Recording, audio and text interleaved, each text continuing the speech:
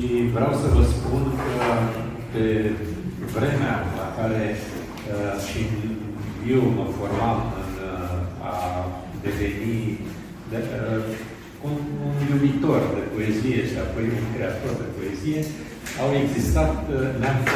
existat cenacluri literare la care am participat. Unul dintre ele a funcționat chiar în acest oraș. Chiar la Biblioteca Județeană din acea vreme se chema Cenaclul Balada, apoi a funcționat la Biblioteca Municipală, la Biblioteca Orășenească Slatina.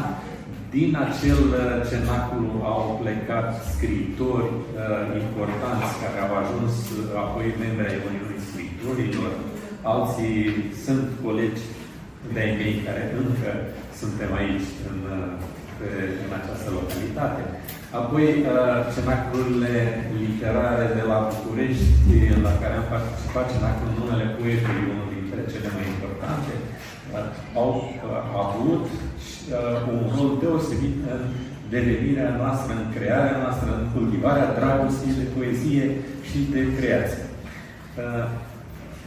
Eu am să vă rog să-mi permiteți să vă recit una dintre poeziile care au fost publicate în primul meu volum de versuri, care a apărut în 1991 și care a fost prezentat la vremea aceea pe România Cultural și programul 1 al TV România, și la care a venit cu carul de reportaj Sebastian Domozină, care vă mai aduceți aminte de dumnealui, și a făcut reportajul lansării de carte.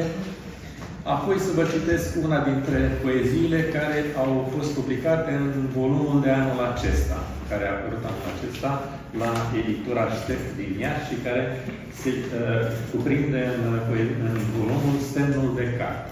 Așadar, voi începe cu poezia Maria din Scrisori neterminate.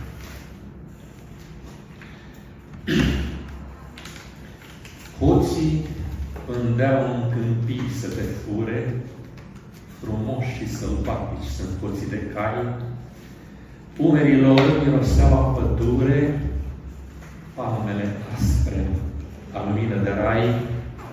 Tu te arătai peste deal ca o rugă, cu noaptea pierdută în părul ierbos, și drumul se oprise cu cerbii în fugă, și hoții de cai înghețau de frumos. Pe părul tău negru pierise câmpia, și hoții de cai miroseau a pământ. Doar sufletul lor te furase, Maria, în zori la o vânătoare de vânt.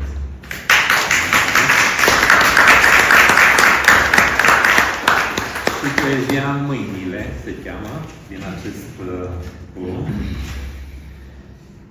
Mâinile au adormit cu o lacrimă ascunsă în palmă, în somn se aud tresărind mângâieri, risipită peste maci ca o haină, mai aproape ziua de ieri. Trec femeile răscolind prima clipă, amfore pline de miere și de dureri, cu vorbe nescrise vor face risipă, mărgele înșirate pe nisipul de ieri. Mâinile au adormit obosite în poală, de pe degete se scurg mângâieri.